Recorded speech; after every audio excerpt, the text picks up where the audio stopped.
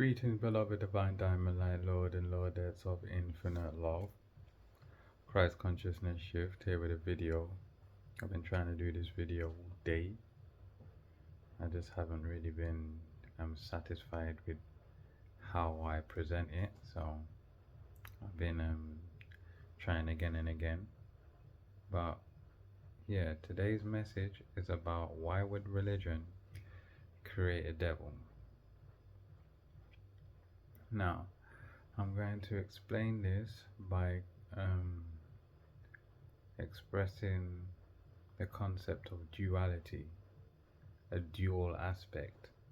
So, you've heard of the, if you haven't, there's a term called divide and conquer, where you create separations and divide between people and things like that in order to have power and control. Now, once they created the devil, they've divided the two aspects of nature and taught that they are fighting against each other. And this creates a separation of the one source, basically. I already explained previously with the yin and yang symbol, it puts both the dark and the light in one circle.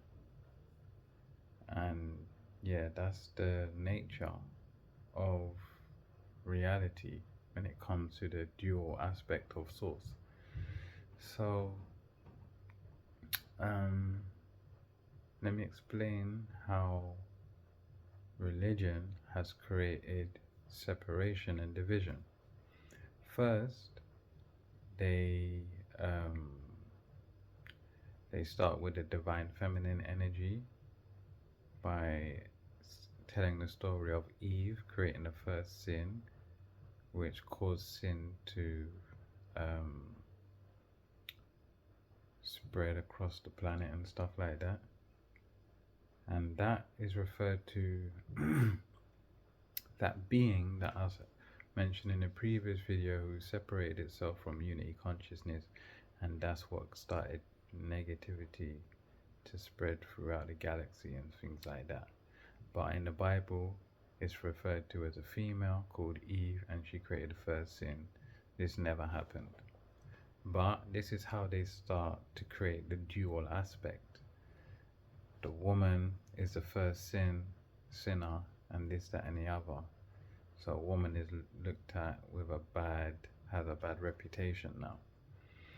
And further on in the Bible, in 1 Corinthians chapter 14, verse 34 and 35, it says women cannot speak in the church. Now, for those that are religious, that go to church and they believe in the Bible, this is all a part of having the male energy dominating the feminine energy. And this is how they create separation. Okay? So women can't speak in church. Women created the first sin against God. So, and it says it's just shameful for a woman to speak in church. If she has anything she doesn't understand, she should ask her husband. So this is where it creates the concept of the man or the masculine energy having to be the dominant energy in regards of the religious mindset. So it's created separation there, duality. Man has to be above the woman. That's one aspect that's taught through the Bible. I'm not saying that every religion does it, but because it's been put in the Bible and religious people are told to believe it, this creates an imprint on people's consciousness. And when I have spoken to religious people before, they do have that, well, some women, they do have that belief that women are underneath men and things like that. And it's because of those teachings.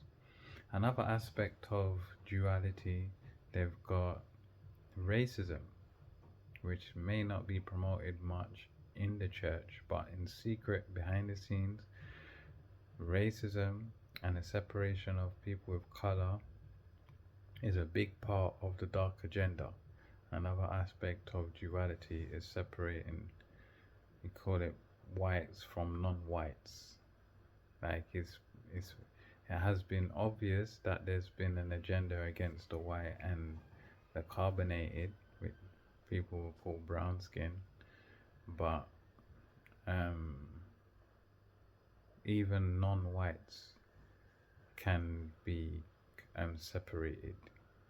So with that, you've got, oh yeah, in Ephesians chapter 6, somewhere I think it's verse 5 and onwards, they say slaves must be obedient to their masters according to the flesh. So there is referring to somebody's flesh, somebody's skin color determines whether they are a master or if they are a slave. And slaves need to be obedient to their masters because of the flesh, because of the skin color. That's coded racism right there in the Bible. That's another form of duality, causing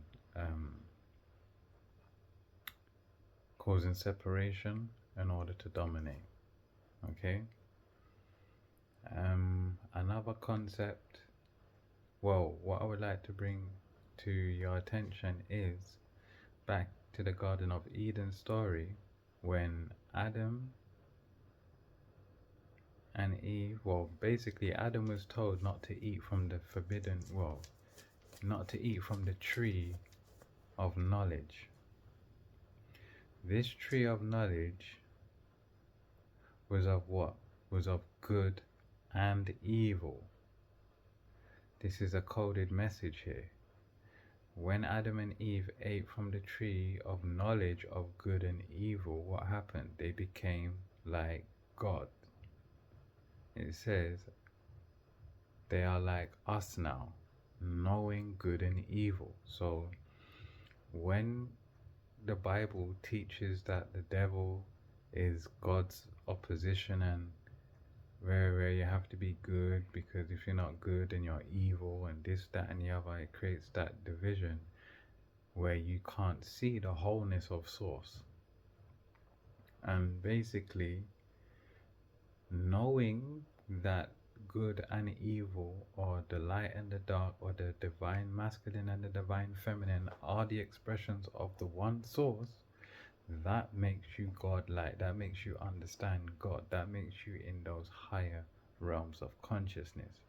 And in order to keep us in lower realms of consciousness, they had to separate the light aspect and the dark, or the masculine aspect, from the feminine aspect, and keep them separate so we can't see the whole aspect of source. So yeah, that was a coded message when it comes to the forbidden fruit, because like the beings of darkness could be classed as the God that don't want man to know that source is both, has a dual aspect. Even though it is pure love, it does have a dual aspect, meaning it has a masculine and a feminine side, or a feminine side and a masculine side. It has two functions coming from the one source. But they've separated it and created a devil and a God.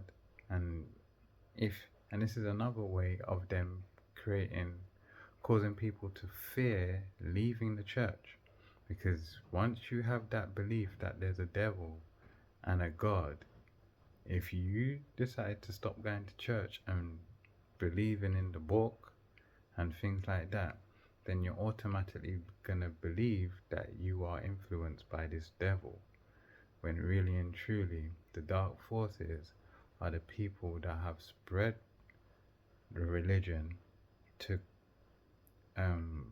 block you from actually understanding God properly. It's like leaving religion is like having the forbidden fruit, knowing good and evil, knowing the divine masculine and divine feminine, And the leaders, well, the dark forces who are really the leaders of religion don't want you to have this knowledge. They don't want you to understand the dual aspect of source. They want you to be divided so you're easily conquered and manipulated mentally and things like that. So hopefully this brings more clarity to why religion is not necessarily the best source of information in regards to spirituality and source and things like that. So you may want to seek more deeper knowledge and understanding about spirituality and the divine outside of religion, and don't feel that you are automatically walking in the